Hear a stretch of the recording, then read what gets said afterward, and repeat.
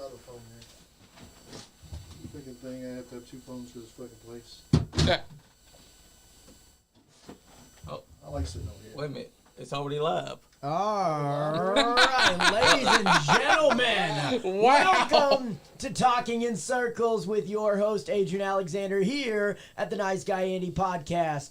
To my immediate left, I have the host of the Nice Guy Andy podcast, Mr. Nice Guy Andy Watkins himself. Three. Hey. There you go. There you go. Yeah, there I am. Bring it on up. Oh, there we are. I won't be staying very long, guys. I got some stuff I got to go do, but I appreciate you guys coming. Absolutely. To my immediate right, I have Superfly Johnny Lee himself. What's up? What's up? And my guest for this evening, he is none other than the voice of New South Wrestling, the voice of Elite Wrestling Alliance, the voice of many, many, many other organizations all across the country. He is Mr. Aaron Tiny Rose. Hello, hello. How's everybody doing this evening? Aaron's everywhere. Every time I go to a wrestling show, he's always there. I try. So tonight is going to be all about Mr. Aaron Rose. Tonight is also going to be slightly distracted by the fact that we have AEW big business going on right now. I am super, super excited about this show. I know everybody else is too. We're all really excited. There's a lot of hype, a lot of drama surrounding this show, so we may be slightly distracted by the big TV over here. I hope you all are watching this alongside the Nice Guy Andy podcast tonight. We'll all check it out together. This is like a live reactions / get to know Aaron Rose podcast. Now, can I say real quick that I love this new setup that they have. Absolutely. Oh, it's awesome, ain't it? It's amazing. It is all, and are they kicking it off? We're starting off Holy fresh with the crap. debut of Mercedes Moné. Oh, Well, yeah, she's coming wow. right out. She's coming right out this here, is ain't she? exciting. That is awesome. Mercedes Moné. Wow, right off the bat, y'all. Yeah, the entrance is the new entrance is cool. It's almost as cool as EWA's entrance. Almost. Almost. I really like the arched lightway there. That's pretty cool. Yeah, that is awesome. Wow, that's huge. Like Which way did she come in? Right off the cusp. Which side did she come in? The babyface, I Baby, believe. Yeah. she came in as the baby. Yeah, the right side there. Yeah. Yeah. Their left, our right. yeah. Yeah. Stage left. Stage left. Eric. Stage Come on. left. Stage Yes. left. Yes. Man. All right. So with She's that, definitely a star. She's definitely a star. Absolutely. Absolutely. Wow. So starting off with this exciting start to AEW, let's kick off Talking in Circles. Mr. Aaron Rose, let's get to know a little bit about you. Let's how long have you been doing wrestling announcing? I have been in the wrestling business since 2007. So we are coming up on 17 years. Almost 20 years. Yeah. Now there was a little gap in there, but This is wrestling. We don't count gaps. Okay. All right. Then 17 years. Yeah. Golly, almost 20 years. I feel old, gentlemen. I feel really old now.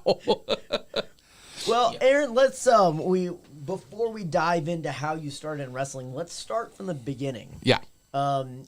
Broadcasting, commentary, announcing, that's always been in your blood, right? It has. As a matter of fact, it goes all the way back to my senior year of high school. I'd always had a passion for it. I always had a passion. Heck, I had a passion to be in front of a crowd when I was in elementary school. We did, I kid you not, in elementary school, we had a talent show, and everybody in the school, it was open to anybody who wanted to do anything. What did I want to do? I wanted to MC the dang thing. So my dad and myself and another classmate of mine, we all got together, and my dad wrote the script for it. And awesome. It was great. We even did like a disclaimer like you would see in Major League Baseball. Everything you see here is owned by Major League Baseball. You cannot use this without the express written consent. All that stuff. We did that. but had an absolute blast doing it. So, yeah, that's where it started, was at freaking elementary school. But, we fast forward to my junior year of high school. I started working at the Lexington Legends. That was my very first job. How cool is that? Awesome. I was an usher, just got to take in the ball games. I worked a few concerts. It was pretty cool. And then the fall of that first year, that's when we found out we were getting another hockey team. It was the second team that we had, the Lexington Men of War. And I was a member of the Ice Patrol. That first year, that's when we found out we were getting Which one is it? The Bluetooth? one, yeah. All right. That scared me. I hear myself from the past. I wanted to talk to some of the commenters. But it was pretty cool. It was pretty cool because when I started working for that team, I was part of the Ice Patrol. I was one of the goofballs that shot T-shirts into the crowd, and they did have a couple announcers. I did try out for the PA announcer. I didn't get it. Actually, the person who got that job, his name was Neil Jackson, who was also a ring announcer in Kentucky for a while. That's neat. So he got that, and then there was an in-crowd position that they had, and a radio DJ got that, and there was one game that she showed up. Maybe a little bit inebriated. And she got fired on the spot. The GM comes to me and says, "Hey kid, you want to be our in-crowd announcer for tonight?" Sure, let's give it a go. So my first experience at Rupp Arena was as a senior in high school. I got to announce as a senior in high school at Rupp Arena for the Lexington Men of War. And that kind of added to it. And then I ended up actually being the PA announcer for Woodford County Baseball. Wow. So let's take a second and talk about that. So, you find out the night of you're going to do your first announcing. Oh yeah. Walk me through that. Like, were you nervous? Were you like, oh no, I got this? Like what, walk me through how you had no time to prepare at all. No time to prepare because it was 20 minutes before game time. And we were actually getting ready to go out and do our pregame entertainment, shoot some shirts into the crowd, get everybody hyped up. And then, we were ready to rock. But then that's when she walked in, and I was like, okay, well, let's do it. I'm in, and I was scared. I wasn't ready because, I had spoken in front of 300-400 people before, never in front of 5,000. So and it was actually one of the larger attended nights that I started that. So but after I got done with the first one, it went okay. The first segment I did, it went okay. The second segment lifted a little bit, and now you're getting comfortable. Oh yeah, getting hyped, and then it just kept going from there. Mm-hmm. So back to the Legends. I was, let's see here, my second year out there. I was an usher, but then I also got pulled into the media department, which, again, this is right up my alley. Mm-hmm. And I got to work with the likes of one Mr. Jack Medler. Jack Medler, me and him worked together. We knew each other for years. For those of you who don't know, Jack Medler, he was a wrestler better known as Austin Medler out of the NWF up in Cincinnati. And, of course, he wrestled for MWA down here as well. So yeah, that was pretty cool. I got to know him a lot more. He was doing some sound, and we had our, I was a cameraman. I got to work the center field cam. I also got to work into the one of the camera wells down by the dugouts. That's the scariest experience you'll ever have, because the number of baseballs that come screaming by you. I can only imagine. That is hot spot. Spot. I got very good at ducking. And then... were you ever actually hit? I was actually hit during batting practice one time. I was walking out to the bleachers to go clean them, because we did that every game. We would clean all the seats. at the time, if you were working for the Legends, they have very high standards on how that stadium was maintained. So I was walking out there, and a screamer comes by, just cracks me right in the ankle. They're back. What's that? The Legends. Oh, I know. Oh, yes, I'm so excited We are about that. pumped. We are pumped for that. I hear there's one counterclock mascot that's a little upset, but other than that, Well, I mean, he might show up again. I don't know. But it was so I that's the only time I've ever been hit. But I went to the hospital just to be safe because there was some swelling there, and I was like, So, fun fact, a young Adrian Alexander played catcher in high school. Oh, did you? So, I know all about watching 90 mile an hour go right into your face. Yeah, that man. I see. To be a catcher and the same to be a goalie in hockey, you have to have some wits about you to do it. I know you got protection, but that doesn't do much. No. No. It just softens the blow just a little bit. So, but then I ended up, Alan Stein came to me after my third year. And he said, Aaron, I have an idea for you.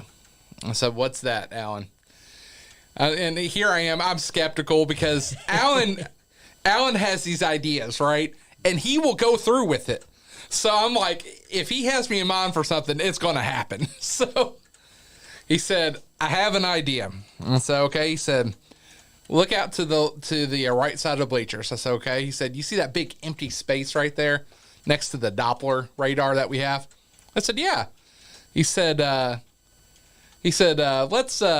put up an out-of-town scoreboard there. And he said, the out-of-town scoreboard is going to be manually operated, so I need somebody to run it.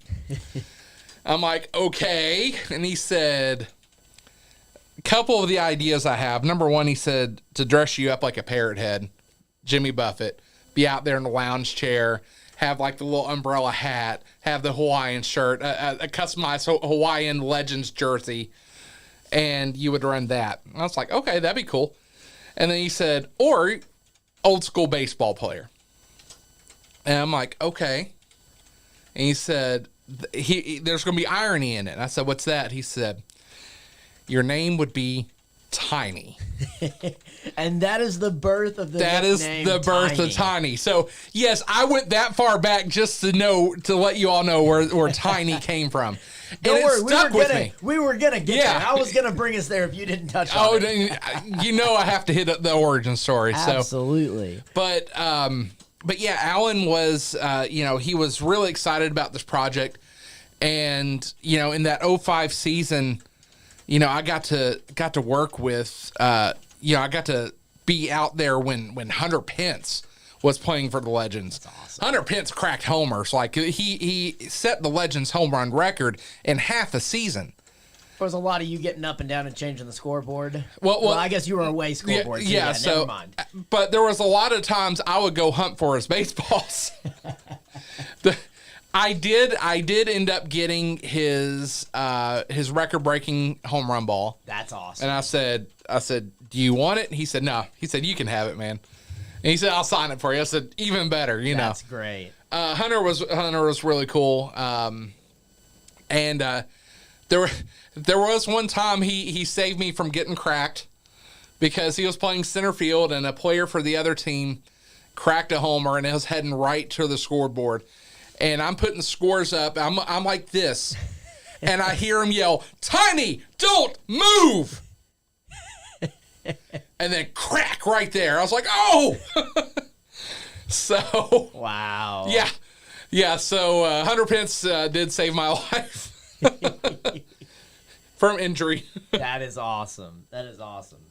And then, I did that for a couple years, and then I became their AV intern, so I got really into the media a lot more. It involved the late nights. It really did.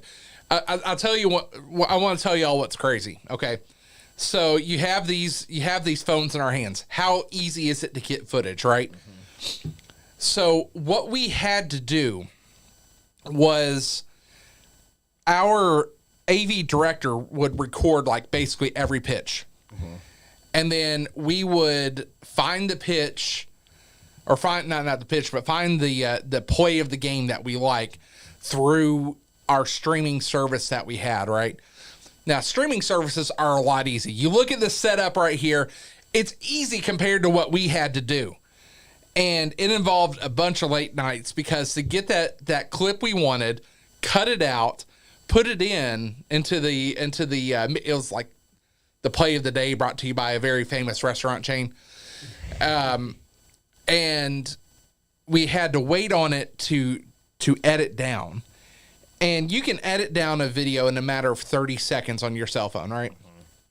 Took about 20 minutes for that to edit down. So every night at the ballpark, by the time everybody was gone, all of us AV people, the director and the intern, we were there still trying to get the play of the game put up on the website. Something that they do now, like I've noticed at the end of pay-per-views, like they've got highlights of the pay-per-view. Oh, yeah. It's so easy to pull now. Yeah, the technology is so much better now than it was. Now, that was 07? Yeah, 07 I was doing that. That was my last year at the Legends. And then I got hooked into radio after that. All right. So the fall of that year, I graduated from college. And, at that point, my parents were like, Aaron, your insurance is getting ready to end with us. So you need to find a full-time job. And I said, yeah, I can do that. Where did you go to college? Actually, I was at LCC. It was Lexington Community College. Oh, okay. It was so you were right there, close to the Legends. Then. Yeah. Right in. Well, actually, no. I was over on UK's campus. Oh, okay, because at the time, we were part of UK. Okay. So I got a business management degree through there, but I also took a lot of media courses. I did graphic design, I did website design, I did video editing. And honestly, I was like maybe two art classes away from getting an associate's in that too. That's awesome. So, but art was not my thing, and I knew I was gonna struggle with it. So, but I got my skills, through those classes. So, kids, if you ever get a chance to take media courses, do it, because nowadays it pays off. So at the end of the Legend season, I was already working for the radio station part-time. Okay. At the end of the Legend season, I get a call from Chris Cross, who had the Sports Huddle on ESPN 1300. And he said, Tiny. I was like, hey, Chris, what's up? He said, I got a proposition for you. So what's that? He said, I need a new afternoon producer. I said, oh, yeah? He said, yep. He said, you would book our guests. You would either go on site or stay in studio, depending on what you and the other producer work out. He said, but it'd be a full-time gig for you. Do you want to do it? And first thing that went through my mind, full-time, yes.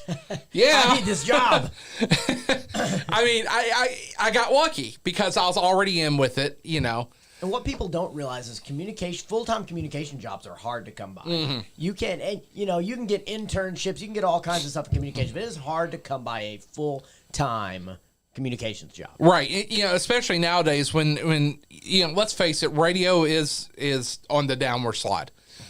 As unfortunate as it may be. I'll give you a great example.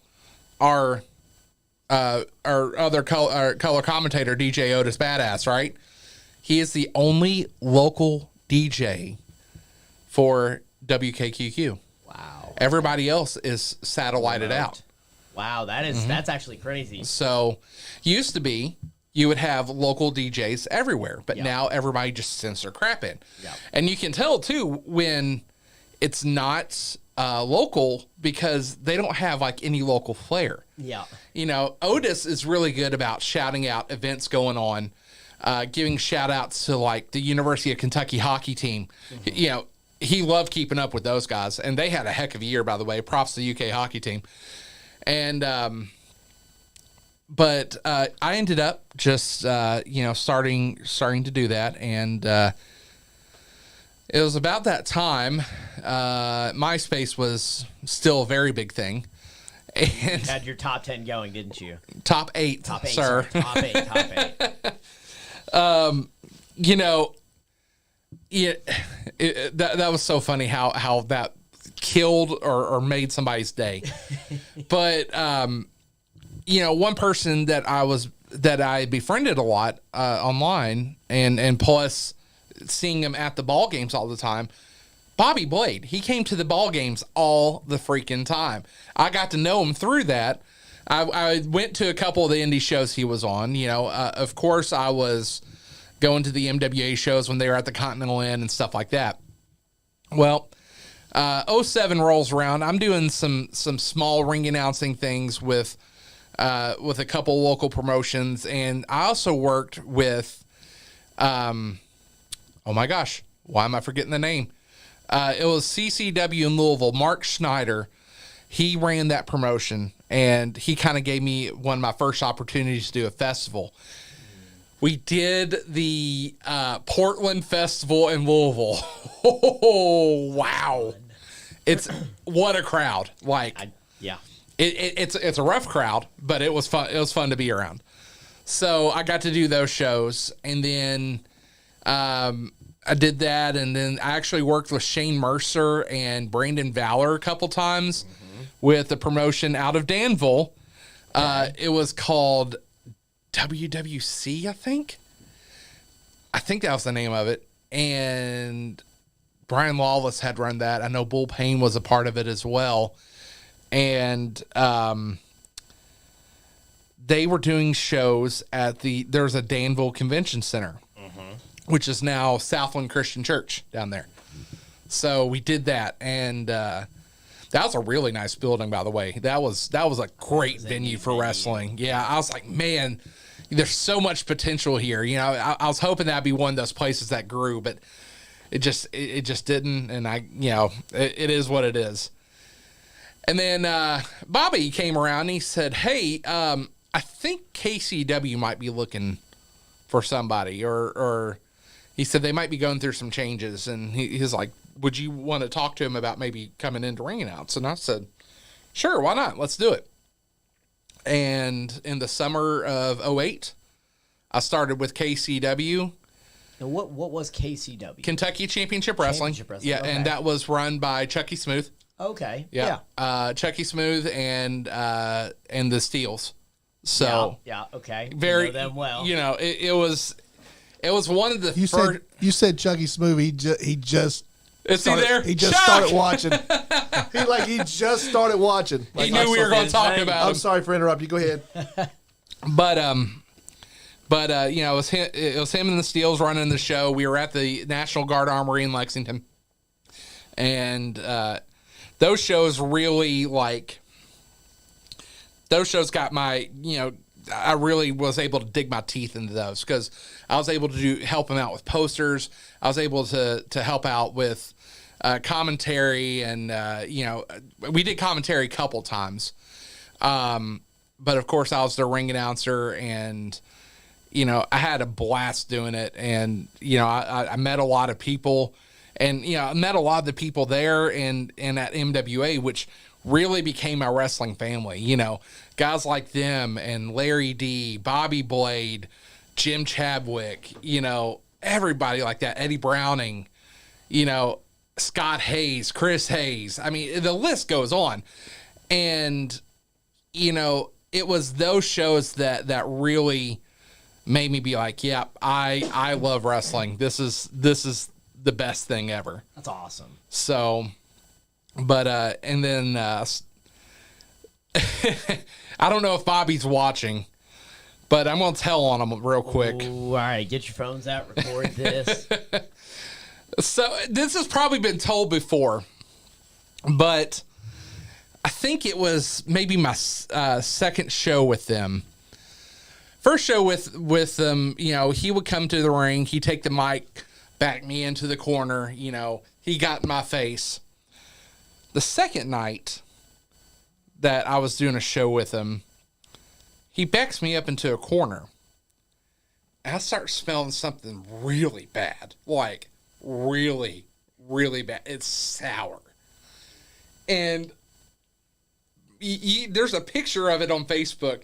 But I'm just like this. I'm squinching away. I'm trying not to puke here.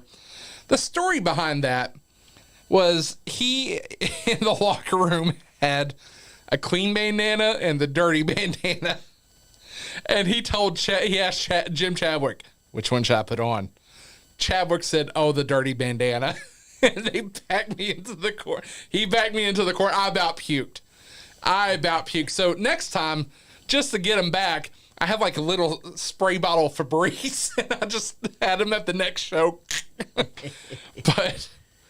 but that was like one of the best ribs, because just smelling that, I literally almost lost my cookies at the show.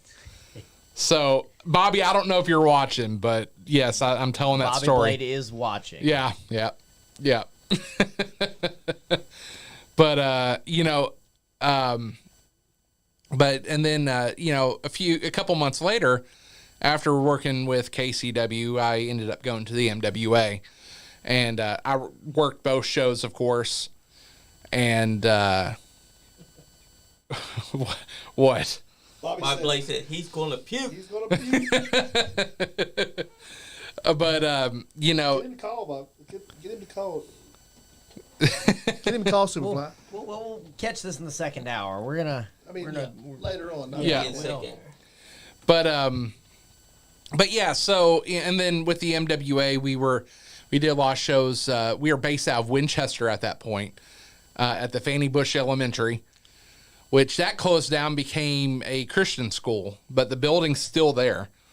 But the cool thing about the MWA shows was Chris Hayes was very involved with the school there. He was living down in Nicholasville, but the school we were at, he wanted to take care of. And, multiple times throughout the year, we would do something that would help out with the, like they had a dance team that would like to go to events. We would take care of them.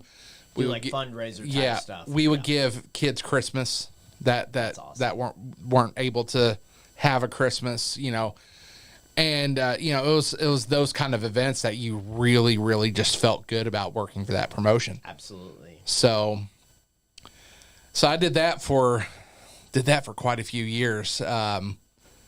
And what was it?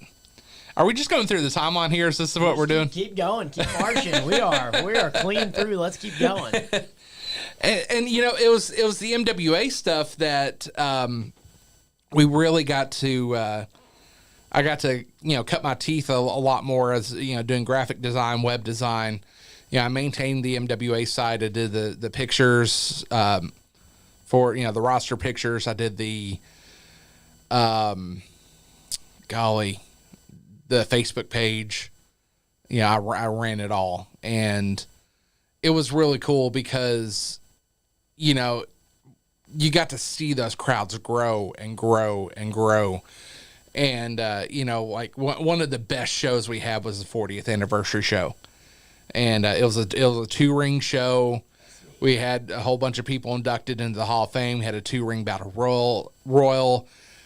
Bunch of people who had been in the MWA in the past were there. And, that was one of the coolest shows. I mean, I don't know how many people we fit into that gym, but it was wall to wall. And that gym wasn't very big either. It wasn't, but if we could pack them in, we did it. So, and then I guess it was about 2012. I met the acquaintances of John Bullard, and great guy. Yeah, great guy. Yeah, and I got a chance. Fun John Bullard story later. Okay, all right. And he came to me and wanted to he came to me with a new promotion idea. It was Pro Wrestling Freedom. He asked me if I wanted to be on board as the commentator, and I said absolutely. And I said, who do you have planned with me to be there with me? He said, I want you, Bobby Blade, and Mickey Knuckles. I was like, okay, all right.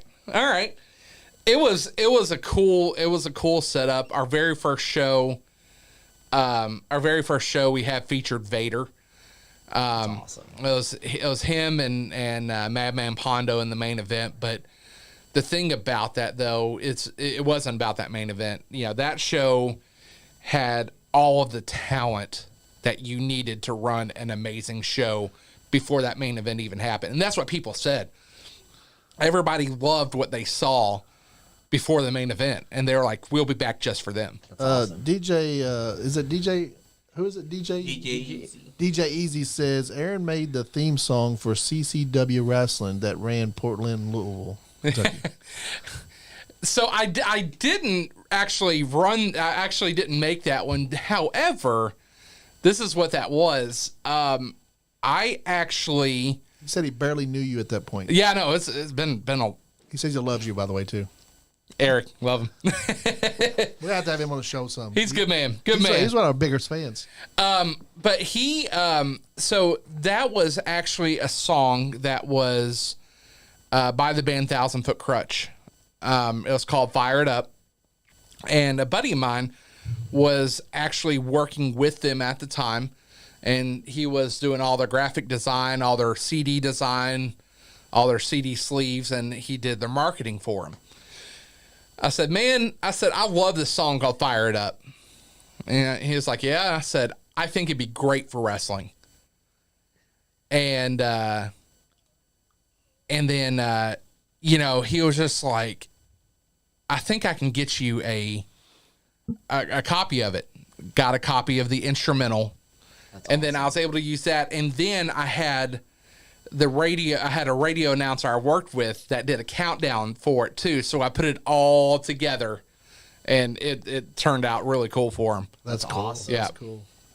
So, working in that industry, you really learn, how to utilize the contacts you have. And I did that a lot with the radio. I mean, I had the chance to kind of bouncing back to radio, for all the stuff I did with them. I had the chance to interview bands like Theory of a Dead Man, Carolina Wire, Rocco DeLuca. I got a chance to interview all those guys and, see private concerts and stuff like that, all because of radio, but, Theory of a Dead Man, a lot of their music was used when WWE was using mainstream bands as their theme songs for their pay-per-views. So, I got to talk to him about that. Really, really cool. I was at Pro Wrestling Freedom, right? Yeah. Pro Wrestling Freedom. John Bullard. Yeah, John Bullard, Jimmy Felcher, got to work with all those guys. I'm going to tell a story on my wife here. So our third show in, we had Dutch Mantel coming in to do a special referee spot, and Bobby Blade he got to interview him as a part of the Wolf's Den, right? Well, before the show was even getting going, Sarah, my wife, she was doing sound for us for Pro Wrestling Freedom. I supplied all the stuff, but she was doing all the sound and getting everything organized, and she was a huge, huge help. I mean, golly, we couldn't have done some of their shows without her. As she's getting stuff ready for this particular show, Dutch Mantel is out in the crowd area, and this was before doors open, and his famous whip. What's his whip's name? Do you remember? Dutch Mantel's whip. I can't remember. Shoe Baby. Shoe Baby. Yeah. That's right. Well, he cracked old Shoe Baby, and it cracked right about here. That was Sarah's head. So, whoosh, and she jumped. She jumped, and he fell over laughing. I mean, I've never seen a man that just guffaw because he made Sarah jump, and she was just like, I hate him, but not really. I just hate that moment. So, do you watch his podcast? What's that? Dutch Mantel's podcast? I've seen it a few times. Yeah, he told a story about that whip, and he chased Paul Heyman around the building with it. Oh my gosh, that had to be funny. amazing. Yeah, it was so funny the way he told it. He's funny. He's hilarious. Oh yeah, yeah.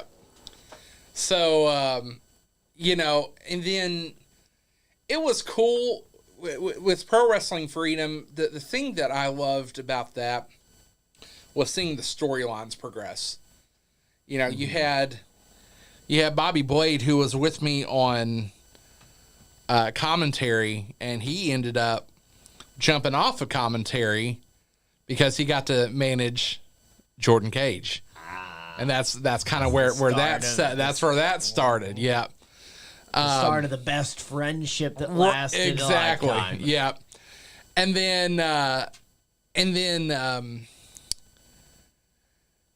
Mickey was cleared to wrestle again, so she started wrestling. So I'm like, all right, I am a commentator without a partner. So in comes a buddy of mine named Russell Ridenauer, and I'd met with him and started to do some. They had a radio show on the University of the Cumberland's campus called the Figure 4 Fallout, and I'd gone down there and gone on the radio show a couple times to promote PWF, and we ended up getting him on commentary, and he ended up doing that, and then he ended up actually going to be a manager as well, but he'd also double up on commentary. So, we got to call a bunch of great matches together. We had Chuck Taylor was there one time, and he was. I think he was wrestling Jason Kincaid that show. Jason Kincaid, man, I started watching him wrestle and just wow. He's a great talent. Yeah, phenomenal talent. One of the best unsigned talents out there. Period. One of the best. But there were so many great matches, and I think I had one of the most defining moments with PWF in my career. I got to ring announce the main event of their Dream Night event. I believe that was in March of 2013. The main event was Shane Mercer versus Scrap Iron Adam Pearce. Okay. So I did the old school introductions for that, the old school championship introductions, even though it wasn't for a title, but it was the main event. So I put it over like crazy. Absolutely.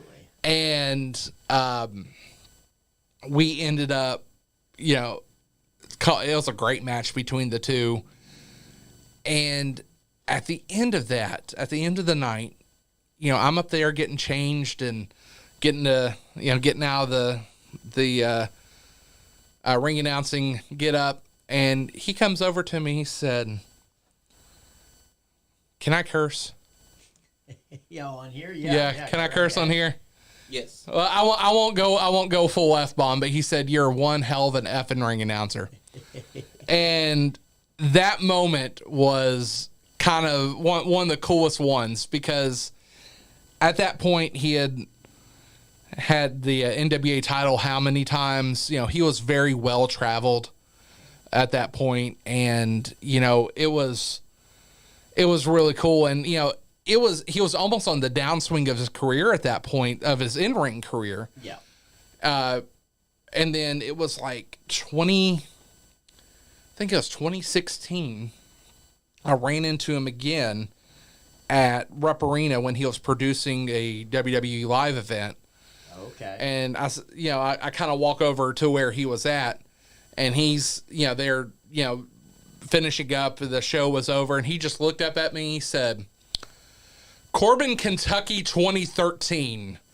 I said, "Yes, sir." He said, "How the hell are you?" And that for a wrestler that has to make an impact, a lot. I'm sure he in that time of his career was, he was focused, a weekend. So you have to make an impact in somebody's mind to be able to call something back. Either that or he has a really good man, a whole lot better memory than I do. But that was really cool. Just that was one of the defining moments. And then I'll tell one more PWF story on myself here. They were doing a takeover angle, and I get a call from Jimmy Felcher. He gives me a ring. He said, "Tiny, I got an idea for you." I said, "What's that?" And he said, "Well, how would you like to take your first bump?" I was like, Okay. I can hear this in my head. Yeah. I can hear Jimmy. How would you like to take your first bump? I said, okay, well, what'd you have in mind? So he goes through the whole idea. And he said, we're going to do this takeover. You're going to, all the baby faces are going to come out. They're going to be laid to waste. And then he said, who's going to step up for the company? And he said, it's going to be you, Tiny. And I said, okay. He said, stand up, rip off that tie, rip off your vest. He said, you're going to go into the ring and then you're going to get caught. And then they're just going to beat you down. I said, okay. And he said, when you're done, just powder out. And I said, all right. So I get up in there and I get met by Jacob Black. And he pops me right in the chest. I drop down. It's a kick. He kicks me right across the chest. I go down, boot, boot, boot, boot, boot. I'm like, all right, I got to get out of here. I try to get out, and they're like, oh, we're not done with you yet. So Dustin Reyes has one leg. Derek Neal has another. And I look up between my legs, and it's Mickey Knuckles.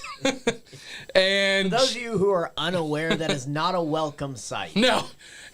I mean, you look on one side, you got this Hoss and Derek Neal. You look on the other, you got Dustin Reyes, who was menacing, and just as menacing was Mickey Knuckles. But, Mickey does a stomp. I roll out of the ring after, writhing in pain. Me forgetting how tall that ring was compared to the concrete floor. It's when you take the comic book drop where you're hanging in air and then all of a sudden you drop out of frame. Yeah. Well, I didn't pay attention to that, and smack. Again, my wife was doing the audio for us at that point. I didn't tell her I was doing this. So she, at the table, she kind of bends down under the table. She said, you okay? I said, yep. She said, don't ever do that to me again. So, and then, they were going to do this whole storyline with the Fear family taking over and stuff. And I was like, cool, let's make it happen. My next week at work,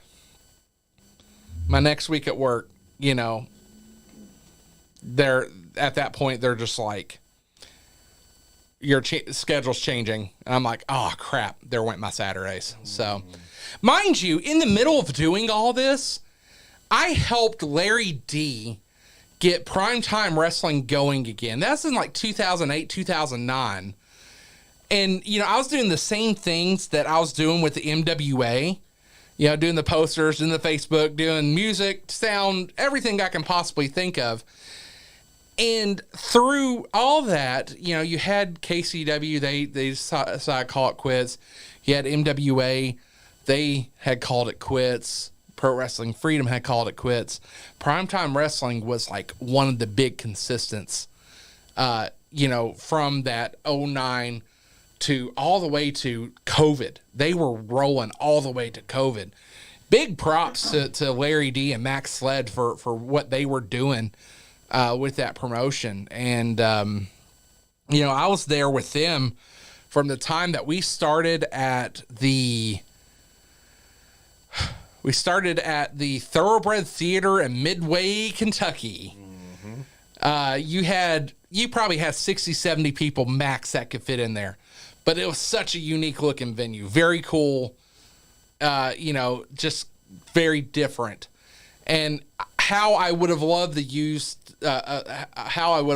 like robot cams back then, because that would have been so cool to have a robot cam in one corner, another corner, and you could have gotten some very good footage of that venue. Then I learned where the middle of nowhere was. In Mackville, Kentucky. Surely you hadn't started working for Kyle Maggard. Not at that point. Sorry, Kyle. Nice dropkick. Not at that point. But it was Mackville, Kentucky. It's about 20 minutes outside of Harrodsburg. You had no cell phone signal at all. Doesn't matter what carrier you had. I think Verizon got lucky to have one bar. That's how far out it was. But boy, people started to love their wrestling in Mackville, Kentucky. Yeah. They loved it down there, and it started out pretty decent and just got better and better and better. and then they kind of moved eastward a little bit and went back into Harrodsburg, and then we ended up doing a lot of stuff in Paris at the fairgrounds, and then they got Georgetown at the bingo hall, and that was like the stuff. A lot of stories of the bingo hall. Oh yeah, Georgetown and the bingo hall. They that's where they started doing their DVD tapings, and those crowds for those DVD tapings were phenomenal. That's when Bobby, myself, and Otis started working together for the first time. It was those shows right there. For those of you who have not tuned in to New South Wrestling or Elite Wrestling Alliance on YouTube and heard the trio of Otis, Aaron, and Bobby Blade, you are sorely missing out because it is some phenomenal wrestling commentary. We have quickly determined our roles. Our roles were, I was kind of like the JR calling the action. Bobby Blade was the Jesse Ventura. He kind of had that Jesse Ventura attitude going on. And Otis has the Mike Tenay thing going.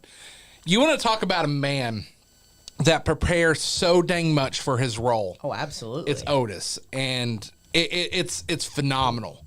I've sat there with you guys in the booth and watched his notes.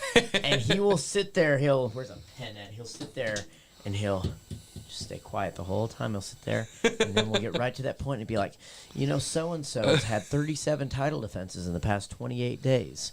You're like, how do you keep up with that? Like, yeah, she wrestled 14 times on an empty stomach. It's like he comes up with the most absurd stuff. And it's amazing. It's relevant, too. Yeah, exactly. It's relevant. It's not just, it seems random, but then you're like, wow, okay, that actually builds so much more into the match. Yeah. One of the very first times that I ever really caught on to this, it was Ari Alexander and I don't remember who she was facing at the time, but he said his stat was, he said Ari and whoever it was have faced each other 4 times over the past year, and Ari has won all 4 of them. That builds so much more stakes into this match, right? Yeah, absolutely. And it was something that simple that, nobody else at New South knew about that. It was all matches that happened somewhere else, but it immediately built so much more stakes into what's going on in that match in that moment.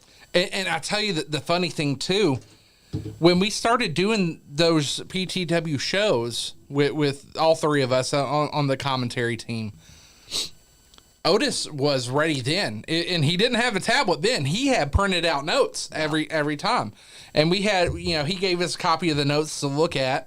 And, he was prepared. He was ready to go.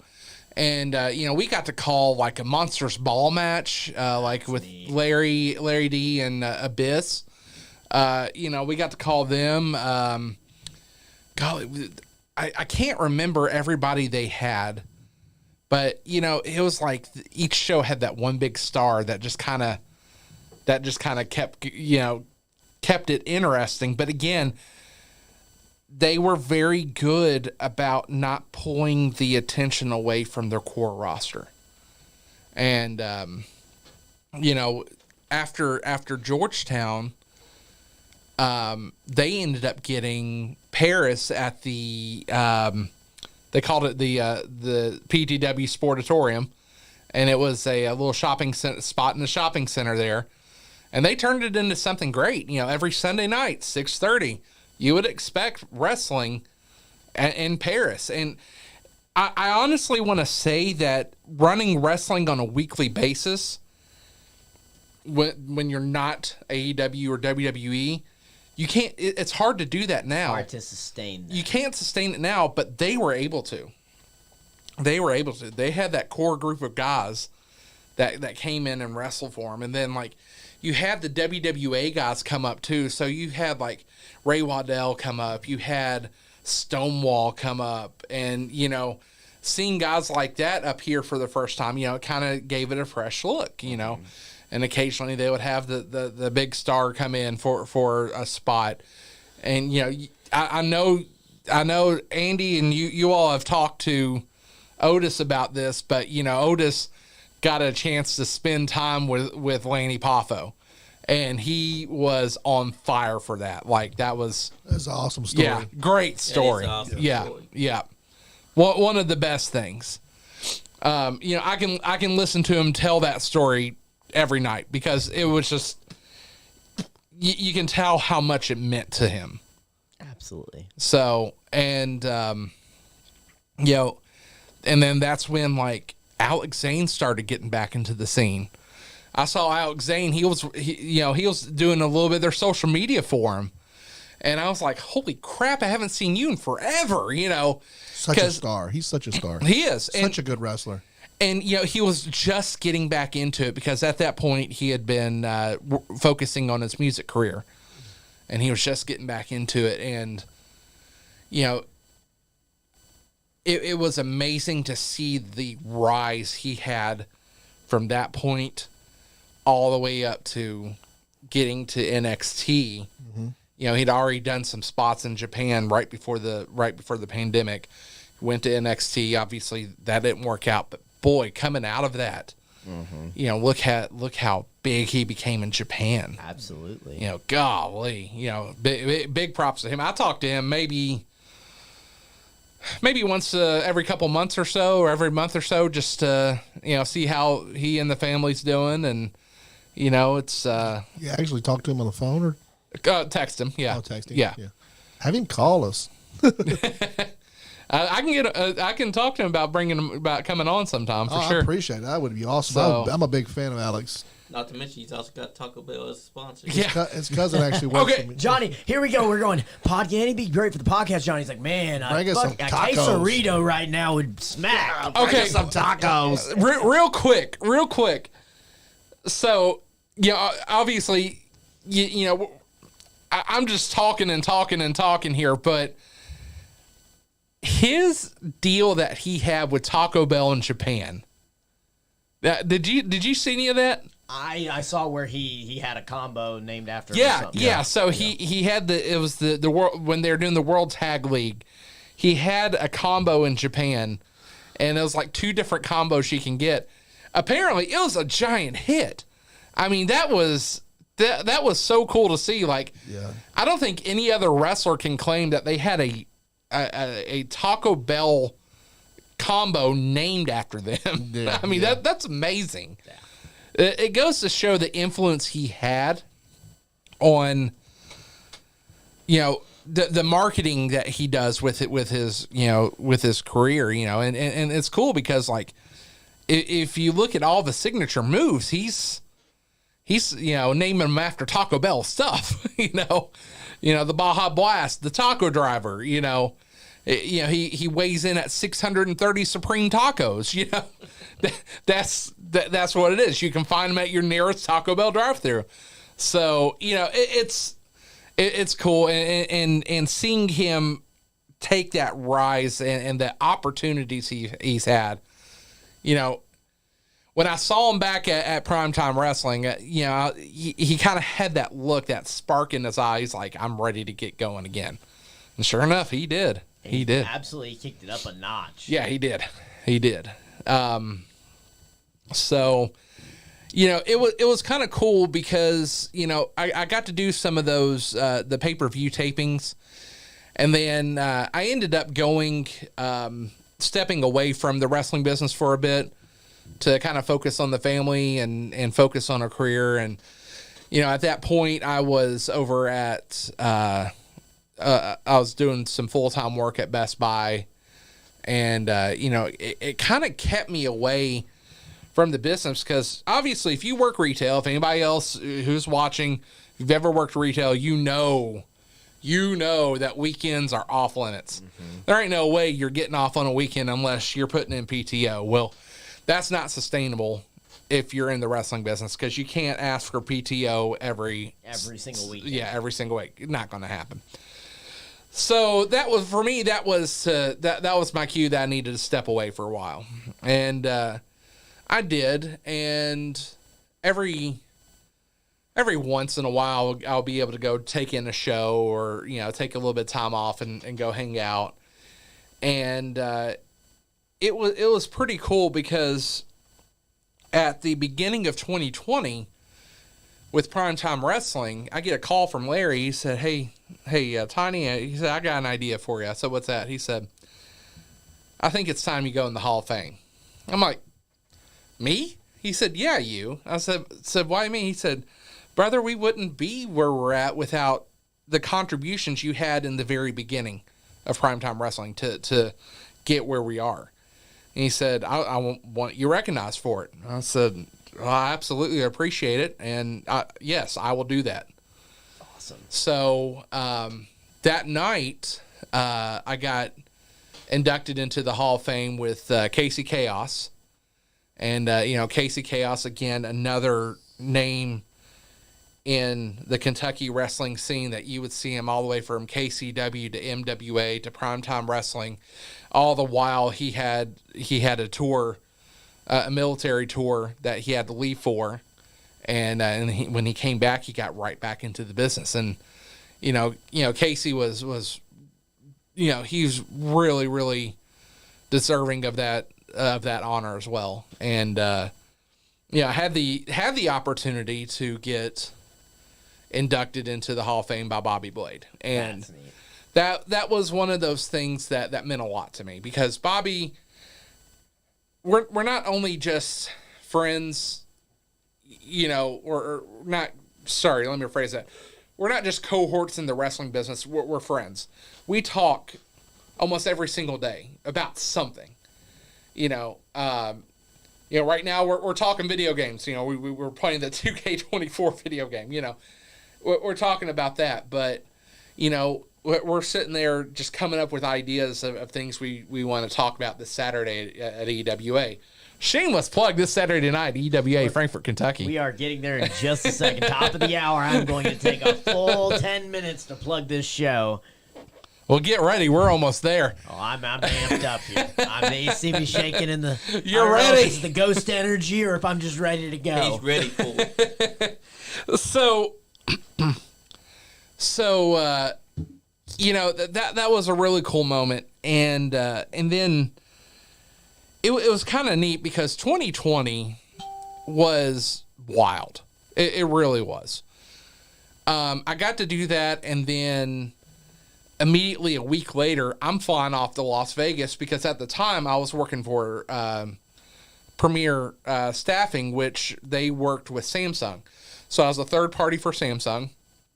My sales were one of the top in the region, and they asked me to go represent our region over in Las Vegas, and I got to see like all the new Galaxy phones come out before they even got introduced to the public. We got to hold them, play with them, work with them, and learn more about them so we could actually take that knowledge back to our teams. Yeah. And, it was really neat because, at that point, wrestling was kind of on the back burner, because that opportunity, going to Las Vegas, it got me in front of some very high up Samsung people. And there was an opportunity. I was going to move up in the company. And then we get to March. Oh my gosh. We get to March 13th. 4 years ago today. On the day. We have that moment when all of our stores are shut down. My wife's a school teacher. They're going to start working from home. They're going to start teaching from home. And the whole world got flipped upside down with COVID. My job went away. I worked from home for 2 weeks. I got furloughed. And then we get the call in July. I sat there for 3 months, 4 months with like nothing to do. And we get the call in July because, at that point, we're like, all right, if at some point they're going to have to make a decision. July happens and we get the call. The contract is ended. Samsung has decided in the contract, your all's jobs are now terminated. Wow. Yeah. So now you're sitting in a dead market that COVID was. I mean, Right. you're in basically a hiring freeze. Yeah. With no job. What was the feeling then, you know? It was a very wait and see situation. I was a little discouraged, but not too much, because at the time we were getting assistance from the state. I was getting unemployment. That was fine. It worked out, but I was missing it. Yeah. I was missing working, and had an opportunity come up, and I worked for a local AT&T store beginning in the fall of 2020, and things were going well until 2021. And as you know, and as quite a few of my friends know, that's in May of 2021. That's when I about died.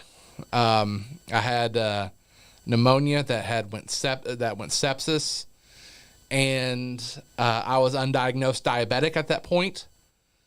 And that Wednesday before I went to the hospital, I knew I was feeling really bad, so I went to urgent care, took x-rays of me. They're like, yep, you got pneumonia. They gave me an antibiotic, and they gave me a steroid. Well, me being undiagnosed diabetic at that point, what do steroids do?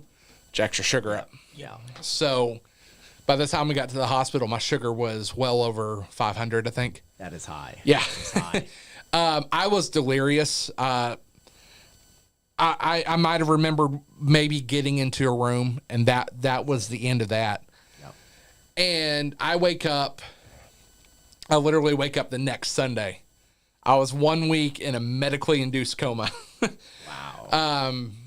The first couple nights, they weren't sure if I was going to make it. But it was that Sunday, my body said, all right, we're not breathing anymore. That was it. So I was put into a medically induced coma, and I had a lot of emotion coming out of that, because you wake up and you've lost a week of your life. Yeah. That it's the biggest what the hell moment ever. You've lost a moment of a week of your life, and the road to get back, just to get home at that point, was wild, because I spent like three days in the ICU. After that, they finally moved me into a regular room. I spent like another 3 days there, and then it was time for me to go to Cardinal Hill.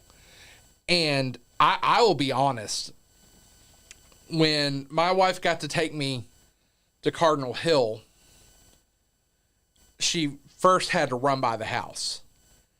And I was just like, just take me in. I don't want to go up there. I don't want to do this. I want to be in my house. Mm-hmm. And, I was emotionally just all over the place. But, finally, we got up there, and, I was able to start walking again without assistance. I had a walker on me. Every once in a while, I will still have like issues with my legs, because it's like a neurological thing from that. And every once in a while, you might see me walking around with a cane, but it's not going to stop me from doing what I love. Absolutely. So I'm going to cut you off really quick. Give me a chance to get a drink. Let you get a drink real quick. We're going to touch on a few things. We're going to come back, because I do not want to take away. This is exactly where I want to pick back up is Cardinal Hill. In the meantime, I am going to take a second. Well, actually, I'm going to take a second and thank the sponsors for the Nice Guy Andy podcast. Like to thank Terry England with UCW. Like to thank Kyle Maggard with AMW.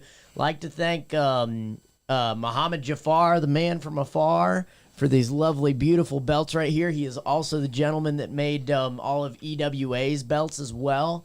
And I think AMW, the past couple belts, may also be through him. Does a fantastic job. Who else am I missing here?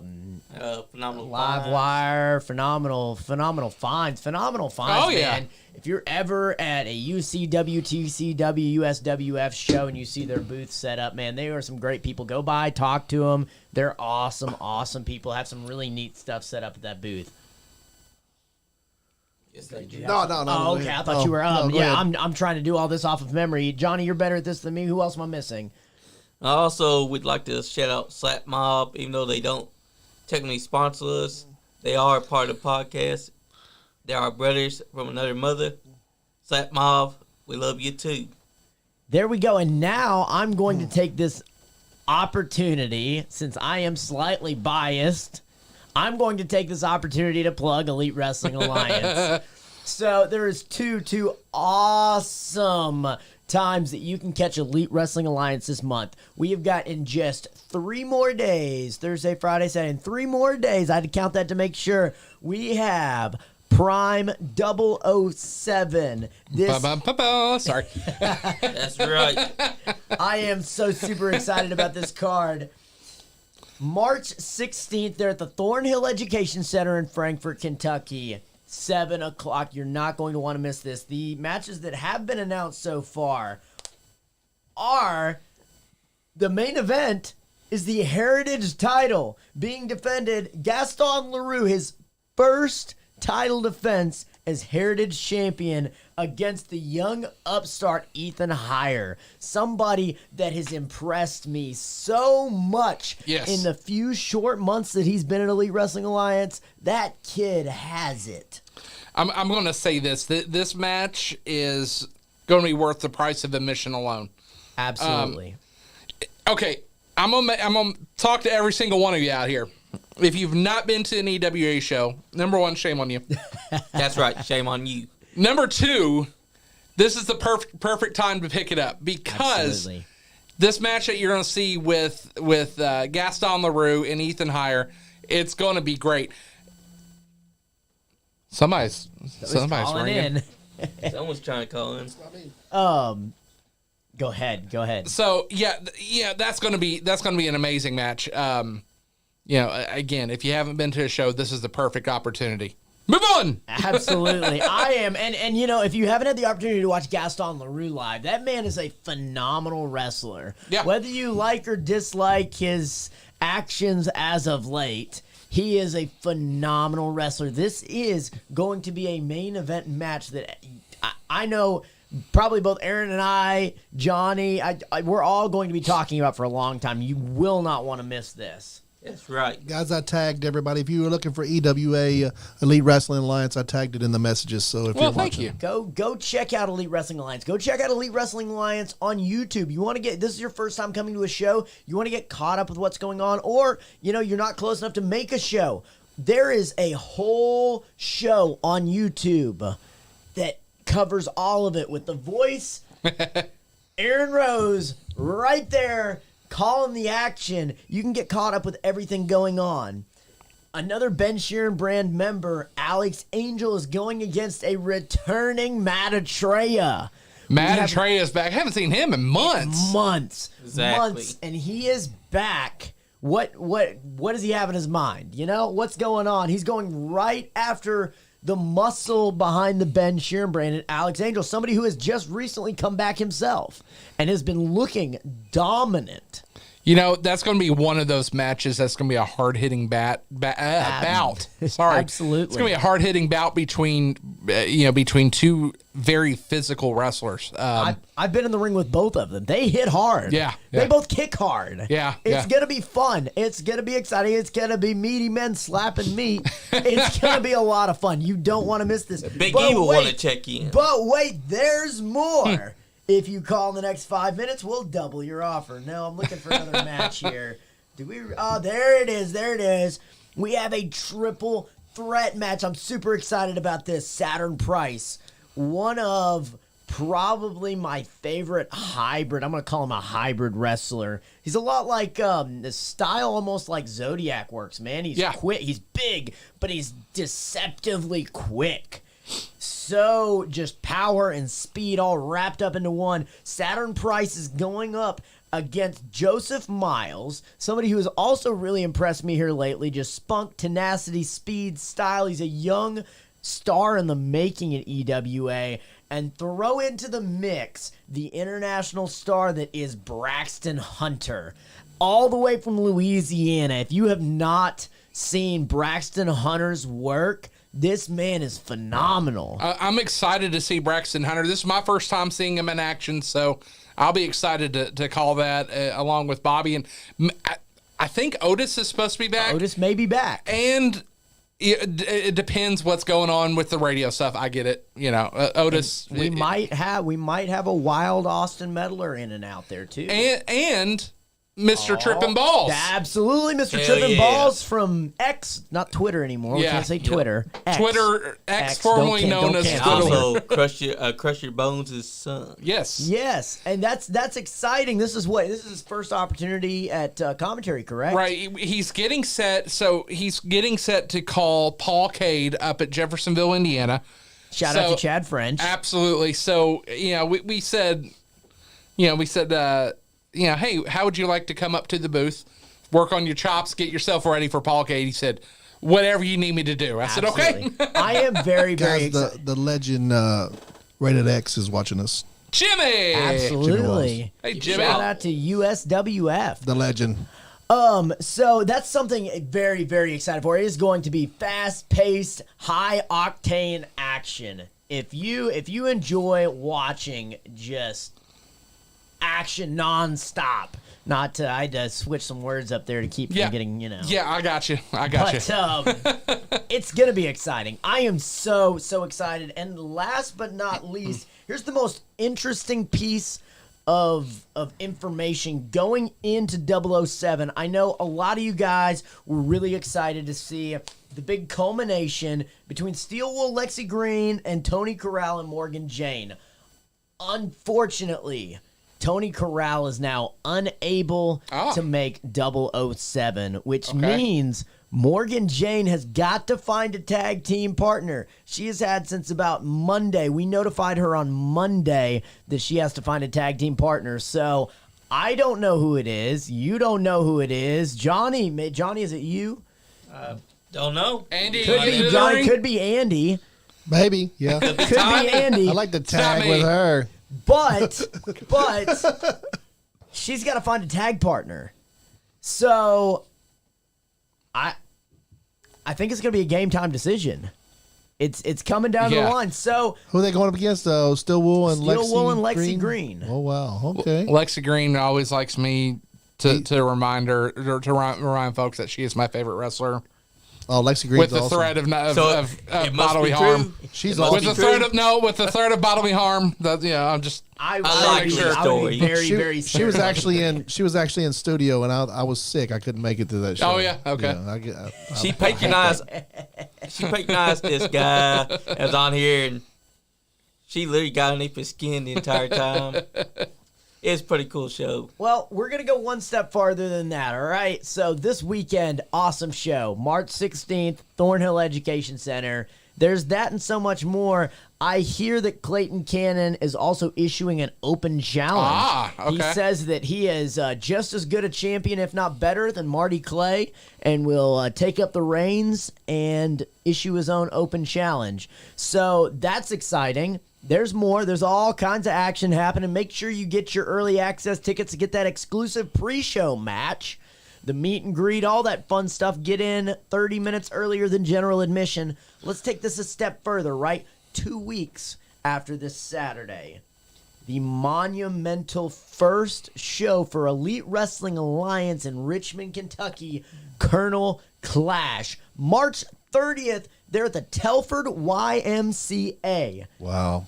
This is going to be fun, guys. Let me tell you, this is exclusive Nice Guy Indie Pod. I love to wait right until we're right here to release exclusive information. You ready for this? I'm ready. I'm ready. You ready I'm ready. for I'm ready. this? I'm ready. I'm All ready. right, so we have the announced superstars so far of Gaston LaRue, Clayton Cannon, Marcus Johnson, Zodiac the Mystic. Love him. But here we go. Let's take this just a step further. Are you ready? I'm ready. You ready? I'm ready. Can I get a drum roll? The headliner, Yeah. Chris Michaels, Hell will yeah. be Oh, in wow. Richmond, Kentucky, Wow. March the 30th. How Wow. exciting is that? Playing right off of his match. Let's see here. He's this weekend he's facing Stan Sierra for the USWF Championship. In a couple weeks, I'm pretty sure in a couple weeks he'll be Fleming Neon. Next Friday night, again, Stan Sierra, Fleming Neon. This time, it's in a cage. In a cage, and then he's gonna come right down. Some medal, didn't he? He won some gold, right? I'm pretty sure. Tell me if I'm wrong. It was the UCW Ultimate Championship. Yep. Ultimate Champion. Terry needs to correct me on that, but Caverna Super Show is an awesome show. He will be coming off the heels of those monumental matches. He will be coming down to the Telford YMCA. You are not going to want to miss the headliner, Chris Michaels. And I'll give you another cool little piece of information here. Right here on these brand new tickets, guys. Get your tickets as soon as possible. These are floor seats right here. They are limited seats available. But let's take a closer look right here. What do you see, Andy? What do you see right there on the center of that ticket? Oh, Marvelous Marcus Johnson. That's right. The main event for March 30th is Marvelous Marcus Johnson, the Richmond hometown boy, is taking on the EWA champion, Ben Sheeran brand member, Clayton Cannon in the main event. Ben is going to, if Marvelous ends up winning that, Ben is going to be so pissed. Can you imagine? Can you imagine the hometown boy takes the strap off? What are you going to do with those tickets there, well, Adrian? That's where we're going with this. Adrian's got two tickets here. Exactly. 2 floor tickets. This is a $30 value right here. This guarantees you down right in front of the action. There are very, very limited seats there on the floor. Everything else is bleacher. You want to get down there in front of the action, you can either do one of two things. You can contact Elite Wrestling Alliance. You can contact myself. You can contact Joseph Miles. He also has some tickets there at the Adams, Buick, and GMC dealership. Go check them out. This is Colonel Clash presented by Adams, Buick, and GMC. But, you don't want to go to the trouble of doing any of that. Here's an opportunity to win 2 free tickets. Everybody likes winning. Everybody likes winning some tickets, yes, right? They do. We just gave away some tickets to Monday Night Raw the other day, if I'm not mistaken. Yes, we did. did. We have some tickets away to Monday Night Raw. So guess what we're doing this month, right? We gave away New South tickets before. New South tickets. Yep. Guess what we're doing? We're giving away 2 floor tickets to the very, very, very first show at the Telford YMCA in Richmond, Kentucky. Oh, wow. That's right. Stay tuned because these right here are staying with this man right here. Oh, wow. Thank you. I get to give these away? Mr. Nice Guy Andy himself gets to give these tickets away. His choosing. You guys stay tuned. Wow. Stay on Facebook. See how he decides. He's the big cheese over here. He's gonna figure out how to give He away is the big these cheese. tickets. He does like to smell it. You may be liking, sharing, subscribing. You know, he's gonna make you do whatever he wants you to do to We get like these to make tickets. them jump through hoops. Dance, little puppets, dance. Stay tuned, guys. This is We'll exciting. come up with something interesting. It is very exciting. This is awesome, guys. I'm telling you, I am so excited. And like I said, I'm biased, right? I'm going to take the next 10 minutes to just plug this. Zach. But this is awesome. Aaron Rose will be there. Bobby Blade will be there. The Nice Guy Andy podcast will be there in some form or fashion. I think Andy said he may have some prior engagements, but I'm sure Johnny will be there. Mm-hmm. I'm sure that Sean Johns will probably be there if he's not cooking. Be there. I'm going to try to be there. And our security guard's going to be there too, Chris Young. Chris Young. We can't forget about Chris Young. I'm pretty sure the other hometown boy, the Outlaw himself, Chris Blade may just happen to be there. He will. I'm telling you guys, this is exciting stuff. That match, Marvelous Marcus Johnson versus Clayton Cannon, that's going to be phenomenal. That's worth the price of admission. Price of admission, for sure. The thing about Marcus Johnson, wherever he goes, once you hear that Cupid shuffle start, everybody's on their feet. Everybody loves Marcus Johnson. So, Richmond's own Marcus Johnson against Clayton Cannon for the title. I'm excited. He had the entire Caverna show on their feet clapping. He did in Bergen too. They were clapping for me. They were clapping for me. They were clapping for you. Adrian was.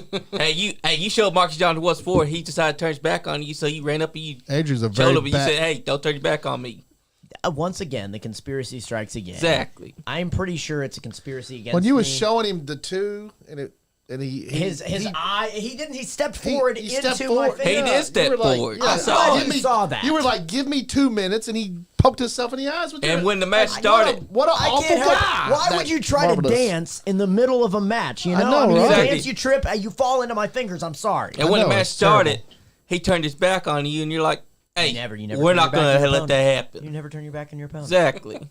You just Anyway. letting the man know. Needless to say, if you missed the Caverna Super Show, you missed Oh an my awesome God, show you missed from a top whole. to bottom. It was You great. missed a great show. That was just an incredible show.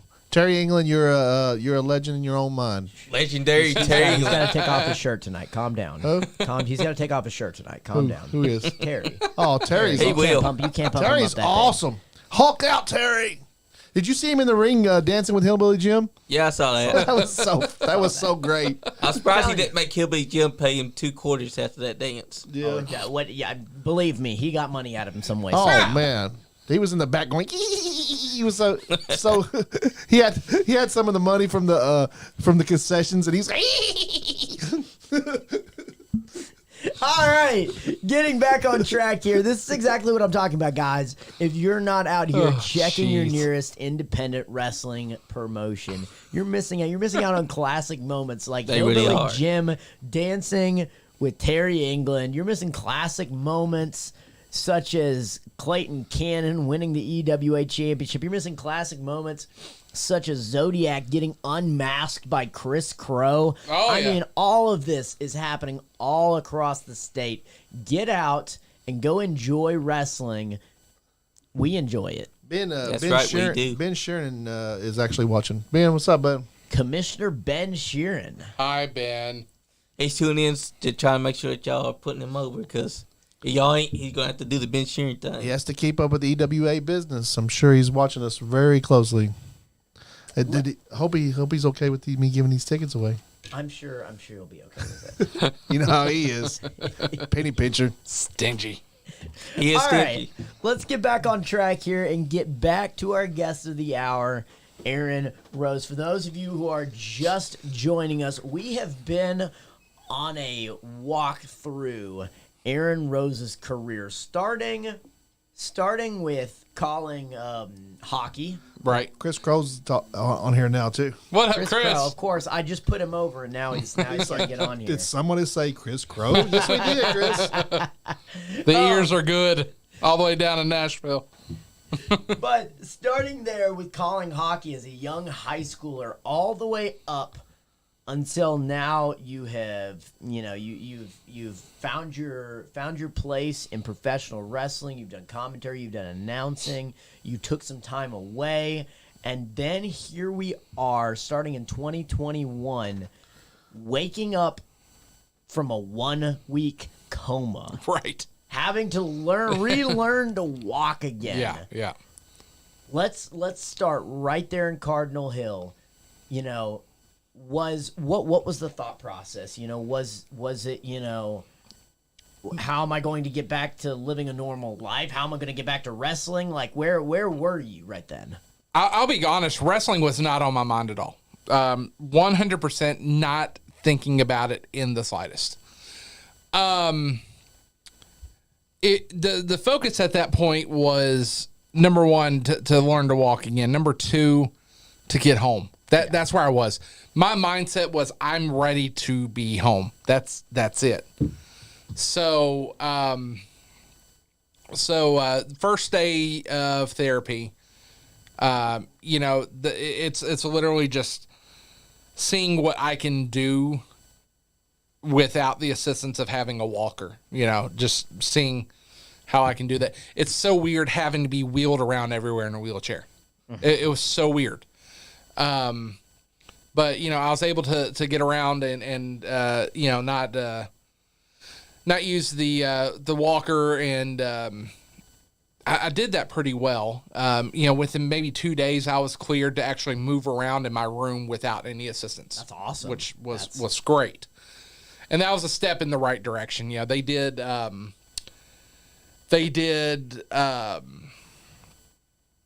occupational therapy with me. So, you know, for those of you who don't know, occupational therapy is basically getting your brain to work again, making sure that, you know, you can do your everyday stuff.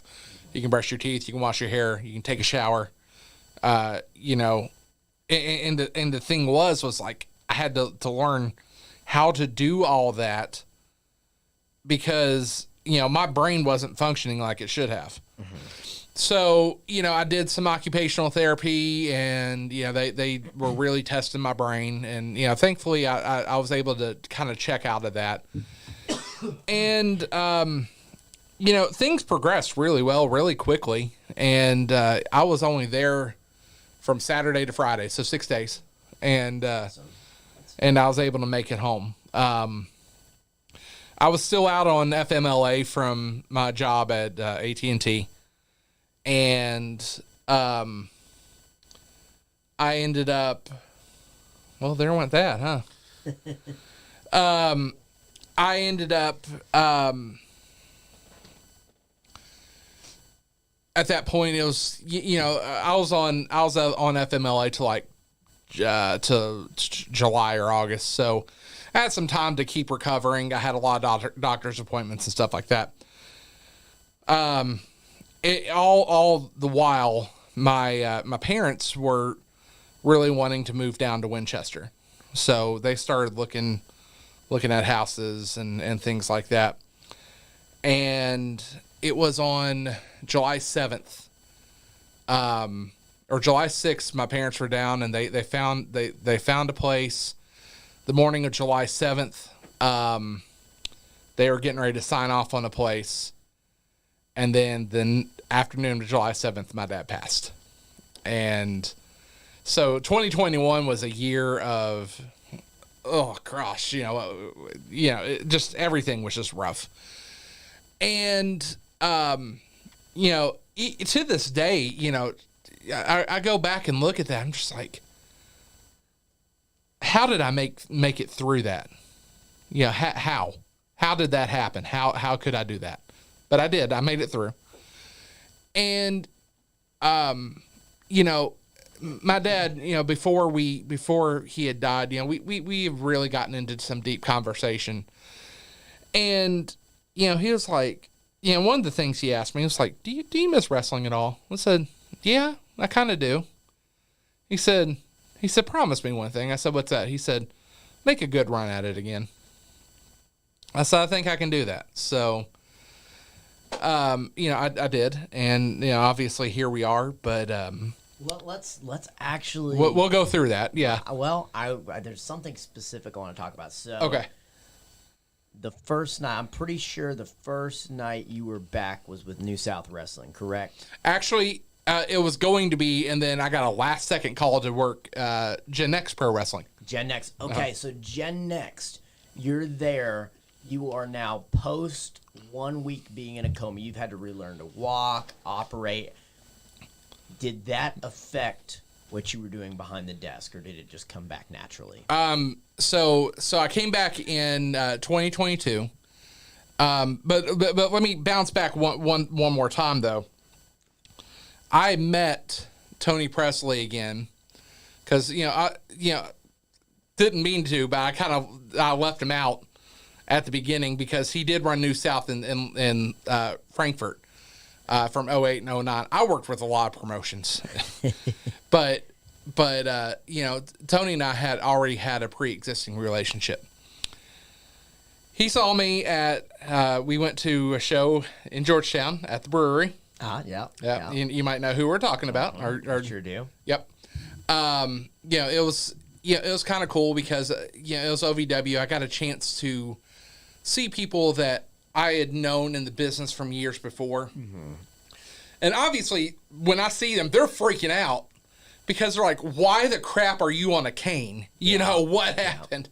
So I had to tell a story. I've known Maria for years. I've known Ronnie for years, Ronnie Roberts, you know. So I told that story and, just kind of let them in on what was going on. Well, I sat with Tony, and Tony was like, I just want you to know something. I said, what's that? He said, I'm thinking about getting New South going again. I said, really? He said, yep. The ears perk up. Yeah. He said, would you be interested? I said, I don't know at this point. I'm not sure. Because at that point, that was August. I actually started a brand new job, And I was finally able to work that Monday through Friday schedule that I've been Back so dying again. for. Yep, Yes. yep. Thank goodness. You've been missing for almost 2 years at right. this point. No, 6 years. Oh, okay. Or no, 5 years. 5 years, yeah. Oh, you're talking Monday through Friday. No, I'm just Yeah. talking about a job period. Job period. Yeah, it was just a few months because Okay. it was from May to August when I was just trying to recover. So, and my ears perked. I was like, okay. I said, I'm not sure yet, but just, stay in touch.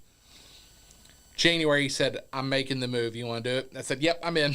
So we had that first show scheduled in, I believe it was in March, the beginning of March. Yeah. A week before, Larry D and Gen Next Pro Wrestling, they were having a show, and they're like, hey, do you want to come ring announce? I said, sure. So that first show back, it was different because I wasn't, there was ring rust for sure. Most definitely there was some ring rust, but I thoroughly enjoyed, being back at Gen Next because that gave me the opportunity to get my chops back, figure out how well my voice can go, and just kind of got me ready for that New South show. And then that very first New South show, I have the opportunity to introduce, Larry D and Billy Gunn in the main event. Like, wow, just okay. Just kind of something you weren't expecting there.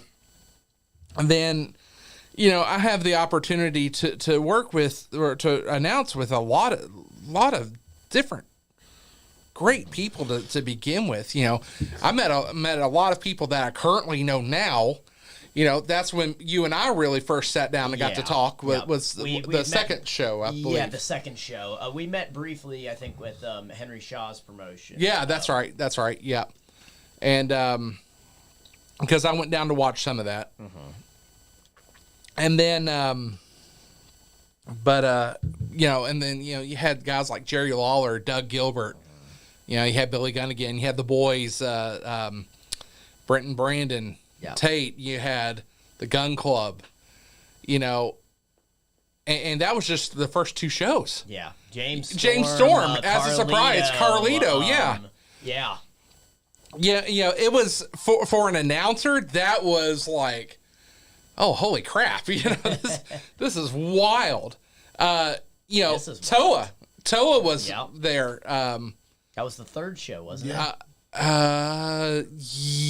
Yeah, I believe so. Fourth. He took on Larry too, didn't he? Yeah.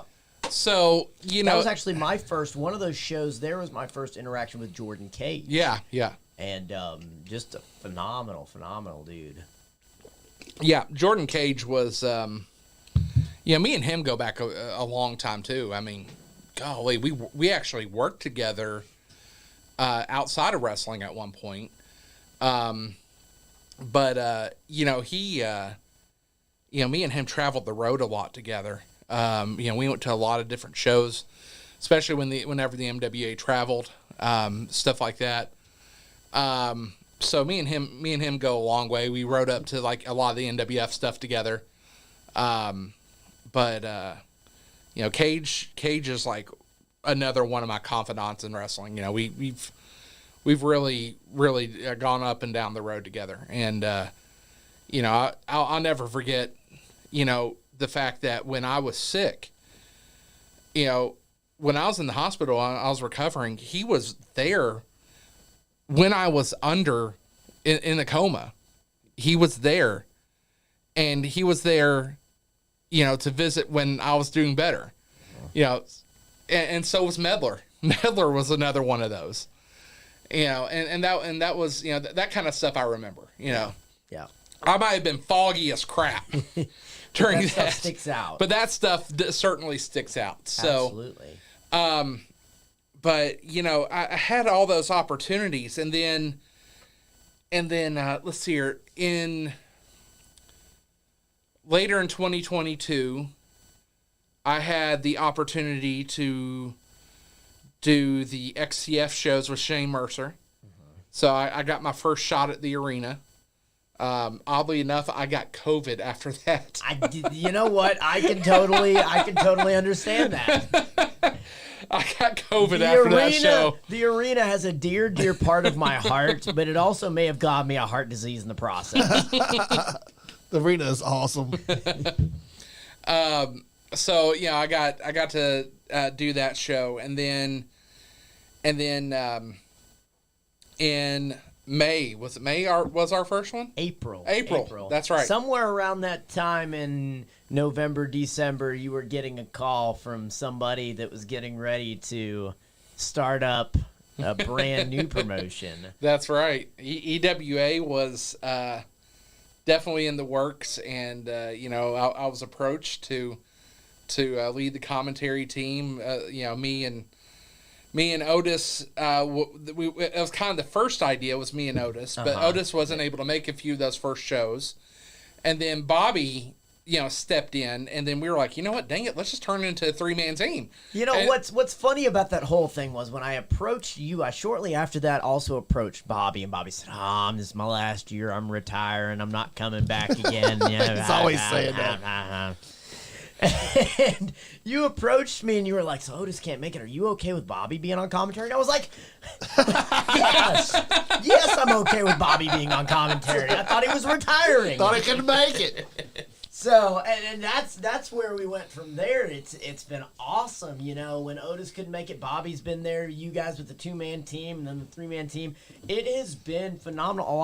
Unfortunately, those first few shows aren't documented, but you guys, from what little I was able to watch and listen, I mean, the commentary, those first few shows were almost chaos because you didn't know exactly what was happening. The stories have all built off of April. Everything's built from that original show. So it was, especially with us starting with that Rumble. Yeah. That 19-man Rumble to cap off the start of EWA. It was wild. The last 5 minutes of just Marty and Omega just going at it was incredible. It was pretty amazing. And we really developed, and we've developed into a great team, Otis, Bobby, and I, and you can sit down and ask Bobby, and Bobby, you can correct me if I'm wrong on this. But you've said multiple times that this run in commentary is probably one of your favorites, and I think we've really, really meshed and turned ourselves into a team that it's hard to be matched. It really is. Absolutely. And the thing is I'm not doubting, or I'm not trying to put down anybody else I work with. I've worked with Nick Manawa. Holy crap, me and him have great chemistry. I've worked with Mose down in Next Generation Wrestling down in Tennessee. You've worked with Adrian Alexander at New South. Well, give me a second. Dang, dude. I got to put myself over. Come on. I'm getting my there. show. I'm getting there. But that's the thing, though. I've worked with those guys. But then when we were doing the arena shows at New South, it was one of those things where Bobby kind of got pushed back into managing a little bit, and we weren't going to have him for the entire show. So that's where you came in, and that good threesome became a good threesome with substitutes. Everybody loves a good threesome. Yeah. Yeah, I knew you were going to do that. I had to do it. I was listening to what I was saying. I was like, we ripped up on it. Yeah. I've been here in the studio too long, guys. I'm sorry. Keeping it PG-13 from here on out. So, we were a good trio, and with Bobby, Otis, and I, and you turned into a good trio with you, Otis, and myself. The thing is, I don't think I've ever had you and Bobby together. That's the thing that I want to see. I want to have you and Bobby together one time. One good time. Yeah. Never been in the booth with Bobby. I think it would be awesome. I think it'd be great. And I think we would end up getting into a screaming match over somebody's Hurricane Rana, and it would be all over. No, he's getting better. But no, I feel like. It's untouched. It really is. But you know, doing all this I've gotten the opportunity to kind of expand my horizons. AMW came along. Kyle Magger came along with AMW, and he said, "Hey," he said, "I need a good producer." He said, "We're getting ready to do our shows live." He said, "I need somebody to keep the chaos." Yeah. And he said, "I'll take care of the chaos of the locker room. I need you to take care of the chaos of the media." And that's what it's turned into. You know, I've gotten the opportunity to work with AMW since, what was it, September? Sounds about right. Yeah, September. And that was at Breathitt County. And, you know, that was my first taste of seeing the D&D guys, watching them do their thing. And mountain wrestling at its finest. I mean, that is something completely different out there. The thing about mountain wrestling compared to what other promotions you see in Kentucky, AMW has an aura about them that whenever they're in town, whatever their town they're in, that's the spot to be. That is the thing happening in whatever town they're in. Right. You know, they had in Breathitt County they about filled up the bleachers.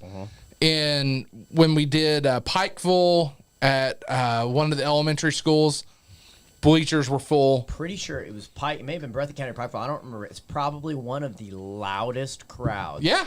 And that was it the King of the Mountains tournament? Yes. Yeah. Yes, it was.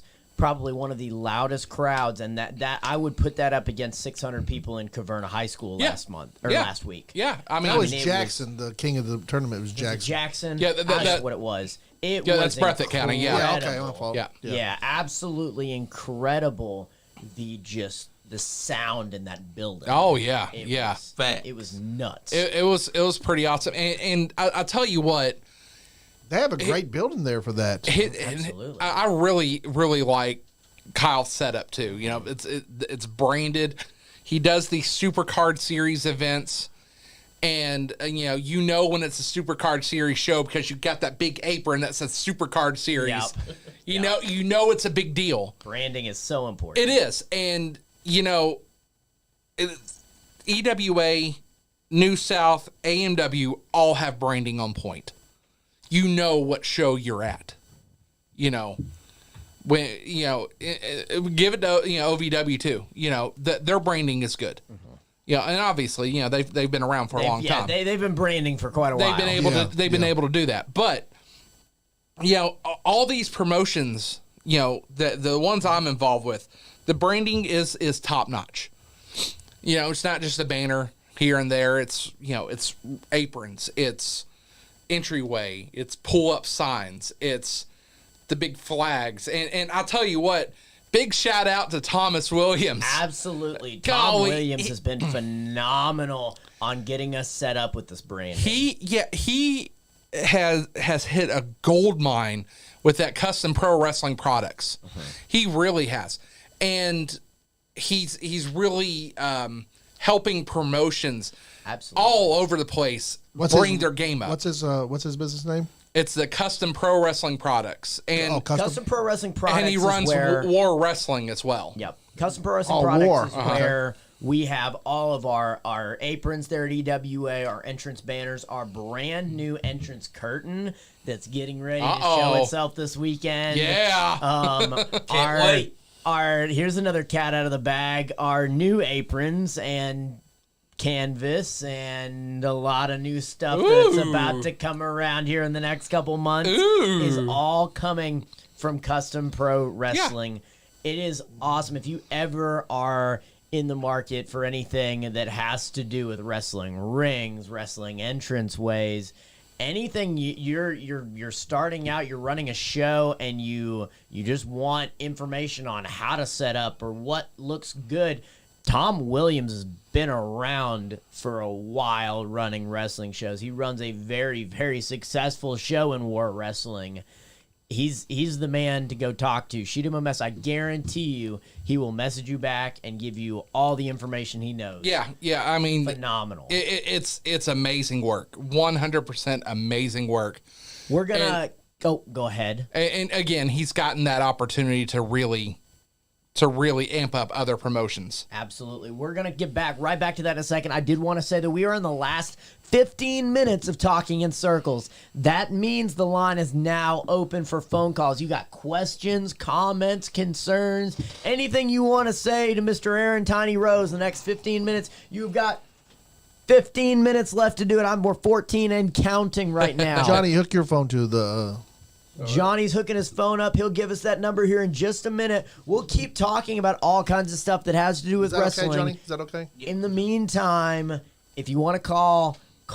We'll talk to you. Tell us a funny joke. If you can get Aaron to laugh, you win $100 straight out of Aaron's pocket. Nope, I don't have that money. let me tell you this. One of the best things that I've come up on since I've been back in the wrestling business is some of the friendships that I've gained, and on top of that, some of the friendships that have been rekindled, and it's kind of cool now because your first guest that you had on Talking Circles, Mr. Dan Childers, become a great friend of mine, along with Bobby Blade and Jack Medler, Austin Medler. We all go to breakfast once a month now. I kid you not, our brunch, we have a name for our brunch. It's called the Brunch Bunch with the Working Punch. That's funny. Y'all should brand that. But we all go, we sit down and we enjoy each other's company. Once a month. I want that as a podcast. Oh, wow. You guys sit around brunch. Oh, man, that'd be awesome. Y'all should let me come and set up some mics for that. That could be fun. Yeah. Yeah, we can be. But, we've had the opportunity to really sit down and just talk wrestling, talk life. And, my time in wrestling now is better than it's ever been. The boss is watching. Anthony Presley's watching. Anthony Presley. Hey. Talk good about him now. What's man. up, Mr. Anthony Presley? How you doing? Oh, I'm hearing some. Where are we?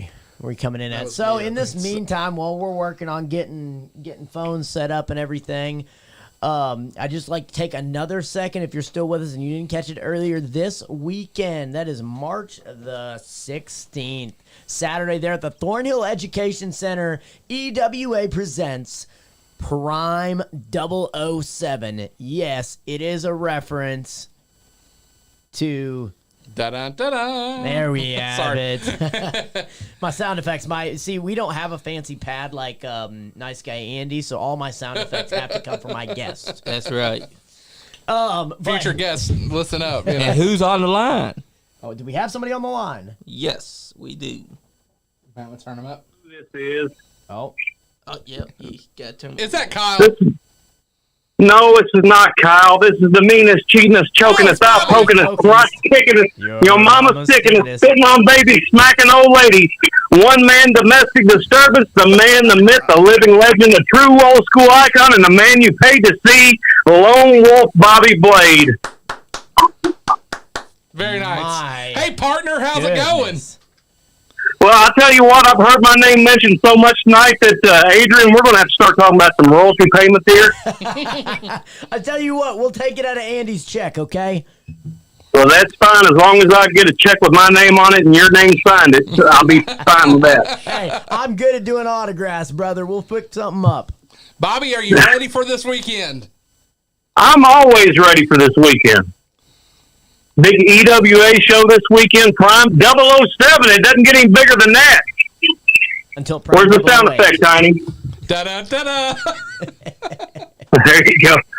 Adrian, I thought you were going to try to have a good show tonight. Why'd you have Aaron on? Well, I had already went through about 4 or 5 other people, and I was I was No, getting desperate, and I had to don't. have a guest, so I guess it's what we settled for. But he is, in my opinion, quite possibly the best commentator out of the three. So at least I got something. Excuse me. Pardon me. I mean, I don't think I understood you correctly there. Well, Bobby, I would hate to insult an old school icon as yourself, but I'm a better replacement than you've ever had. Oh my gosh! How big is that room? Did they widen the room to fit all those egos in it? Listen, there's no room for anybody else's ego in here. It's just mine. I just wanted to. Oh, it'd be fun. We'd have a blast doing it. Yeah. I just wanted to call in and say it's been a great show so far and everything, despite Aaron being a guest on it. Oh, shut up. Is Bobby part of the Breakfast Club thing there? He is. Okay. I am. Okay. Yeah, the brunch bunch with a working punch. Although one of us might be a little snug with that punch. I don't know who it would be. We need to get that bunch in here. How many of y'all is there? There's 4 of us. 4 of them. Okay. Yeah. I got four chairs in the studio here. Well, if you set up and everything, I'll be more than happy to come in there with the brunch bunch. Heck yeah. That would be awesome. You need a 4-hour time slot just for Bobby alone. Oh, yeah. Hey, me and Scott Diamond set the record 4 hours and 13 minutes on the podcast one night. The only reason they kept talking was, or the only reason they didn't keep talking was because they shut the electricity off in the building. Pretty much. There you go. All right, guys, it's time to go. Bobby, thank you so much for calling in. Appreciate you so much. We're so excited to have you at EWA this weekend. I know Aaron has talked about you a lot. You have been in the middle of a lot of his stories. I am very, very excited to have the Lone Wolf Bobby Blade in Talking in Circles very, very soon. Yes. We've got some really, really, really neat guests lined up for the next few shows. I am so very excited to see what we can dive into. Bobby Blade, it was an absolute pleasure. Thank you so much for calling in tonight. Oh, you're welcome, man. It's been a great show, and keep it up. You're doing a great job as a host there. Oh, look at that. You got a compliment. Man, that's the second time I've been put over tonight. I don't know if I can make it out of here. Guys, we got 7 minutes left. Call in to... Scroll up. Yeah, scroll up. I don't know your number. Probably should have announced. 859-684-9535. That is 859-684-9535. It's in the comments. I want you to make sure you star 69 it. That way he has no idea who you are. That way, yeah. So people are calling me now. That's my belt chain. Let's get something straight. Do we have a new rivalry starting? I watched that video, Jane. Yeah. I want to see that match. So, unfortunately, you're watching a one Mr. Icon Lee and copying what he does. Let me let you in on something, Miss Jane. You and I haven't had the pleasure of formally having much of a conversation. But if you're watching and trying to do anything that Icon Lee does, I feel sorry for you and the rest of your career as any person behind this camera because it's doomed. It's doomed for failure. Don't follow what Icon Lee does. Give Johnny the belt back. It's actually right there. Johnny, did she mail it into you?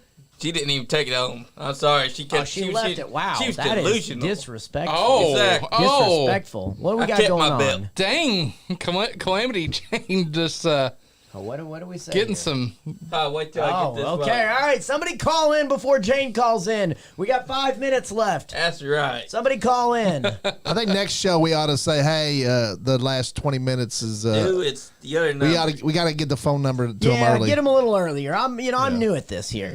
Give me a break. Yeah. Give me a break. You're doing fine, Adrian. See, it's I fine. thought I was doing great. See, look, You are. I like him better. We don't plan much around here, so it goes right with the planning of the show. Well.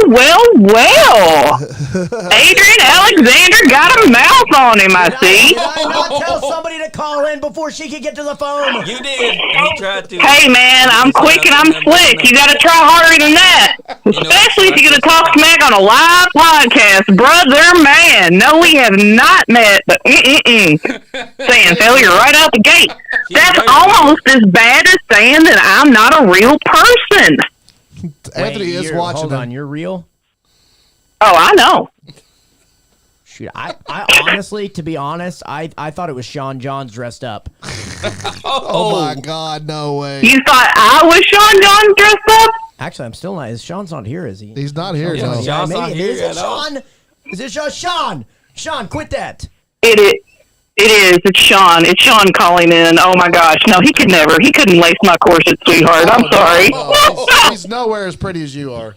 He wore a dress. Well, thanks. Yeah. I appreciate it. I mean, he does look good in heels, but I mean, come on. There's only one Calamity Jane. Well, Miss Calamity Jane, you have got a total of 4 minutes of airtime left. So since you decided to pull an Icon Lee and steal the belt, let's see if you can do an Icon Lee and try to hijack the show. What do you got? Well, for starters, I am completely all original, one-of-a-kind gentleman, and I will be back to talk about WrestleMania with these bunch of yokels, a.k.a. jacklegs, as Mr. Terry England likes to call everybody. So y'all be watching out for that, and I'll be tuning in for that as well. Going to check out some shows this weekend, possibly be at EWA, so if you'd like to talk smack in person... Who said I might have to make an appearance? Who said I was wow, going you're to coming. be EWA? You're going to be at EWA. I'm going to be sick that weekend. I may have malaria pneumonia. That's awesome. We got about 3 days to come down with it, brother. Been just a little bit dislocated. Start coughing now, man. Is there You gotta start coughing now. My hangnail's acting up. Do you have any questions for Aaron? Man, Aaron, thank you. I was tuning in earlier. I'm really glad that you're back at it, man. Just like everybody's thankful to have you. I appreciate it. It was definitely one of those things that just kind of fell into place. It really was. It could have been, life could have been a whole lot different if it wasn't just for, literally 3 years ago. Yeah. Custom Pro Wrestling Products is watching in too. Shout out to Custom Pro Wrestling Products. We shouted you out earlier. Absolutely. Yeah. We'll say that one more time. Custom Pro Wrestling Products, Tom Williams, man, absolutely fantastic when it comes to branding. Anything to do with the wrestling ring, entrance setup, anything and all in between. That man is phenomenal. And Appalachian Mountain Wrestling. I'm taking this. It's Appalachian Mountain Wrestling. My That's goodness. right. AMW. Appalachian, Andy. Well, Jane, I would say it's a pleasure that you called in, but it's better that I'm on this side of the camera and you're on that side. You will hopefully never. Oh, she hung somebody's up calling. on you. Oh, she hung up on me. Oh, she hung up. No. Who's this? Shout out to Chris Young. What? Who is What this? up? What up? Oh, I know It's that Doo-Doo. voice. I know that voice. Doo-Doo Browning's in the house. Andrew Browning, you got 2 minutes. What do you got? I just want to say, what's the beef with Benjamin and Tiny Hoss that's going on there? I saw that video from earlier. Benjamin and Tiny Hoss? I don't know. What is it? Last week, Ben Sheeran was dogging me. Oh, Tiny, Oh. not Tiny Hoss. Okay. yeah. I was thinking Jacob Ratliff, and No, I was no, no. like, Different what one. kind of, No, okay. no. all right, Ben different Tiny. Sharon has a problem with everybody, so Yeah. He's a bum. He's on a power trip. Aaron Rose, I want to thank you for what you've done in the wrestling and hockey. I appreciate you, brother. Thank you. Anthony Presley says, "I'm so happy I got Aaron back in the business. It's He been did. it's been great for him. Love you, big guy. Appreciate you, brother. We miss you, Yeah, we're- Anthony. Come on back. We miss you, Anthony. All right, Andrew, thank you so much for calling in. And Adrian is the GOAT. Yeah, that's right. See, look at that. That's 3 times tonight I've been put over. My goodness. Maybe right. I'll do this every Right. week. I'll do this every week just to feed the ego. Thank you, Andrew.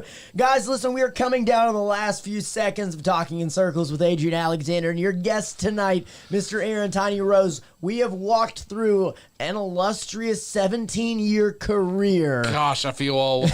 It has been exciting. If you're just tuning in, go back, start from the beginning.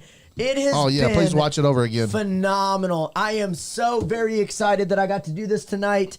It is 11 or 10 o'clock. We're at the end of the hour. It is my time to tell each one of you good night. But before I do, let's take one more second. Let's plug the show this Saturday, Elite Wrestling Alliance 007 there at the Thornhill Education Center in Frankfort, Kentucky. In 2 weeks' time, you have Colonel Clash, March 30th. They're at the Telford YMCA in Richmond, Kentucky. We've got 2 free tickets getting given away here very, very soon in the Nice Guy Andy podcast. Stay tuned for that. I'd also like to shout out Terry England with UCW, Kyle Maggard with Appalachian Mountain Wrestling. I'd like to thank Livewire. I'd like to thank Slap Mob. The Slap Mob. I'd like to thank Muhammad Jafar. I'd like to thank Andy and Johnny for having me live here in the studio for the second time. They put up with me once. They invited me back again. And I think a little birdie says this is going to happen again in the future. Yes, it will. Definitely. I would like to thank Aaron Tiny Rose for being here with me tonight. It has been my absolute pleasure to have you on. It has been so much fun. I have loved learning about you. I hope everybody else has loved it just as much as I have. Here in Talking Circles, my name is the Double Ace Adrian Alexander.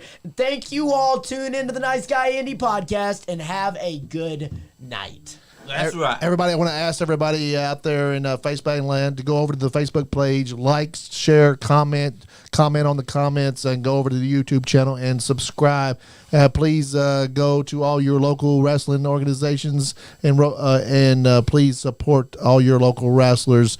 Buy the merch, buy the shirt. If you see it on there, buy it from these guys because they're out there trying to. They're giving their bodies to everybody. So thank you, Johnny Lee and Adrian. Yeah, Aaron, thank you for coming. Adrian, you're excellent as always. You have definitely have the voice for this. So yes, he does. And the Colt County Crushers on here now too. Hey, Petey was that bird that told you that you'd be having another thanks show everybody here. for all the stars and all the likes, guys. Thank you so much for supporting the Nice Guy Andy podcast so we can support independent wrestling. That's right. And I got some tickets to give away. That's right. Tickets. Anyways, you guys go on your little rinky-dink bullshit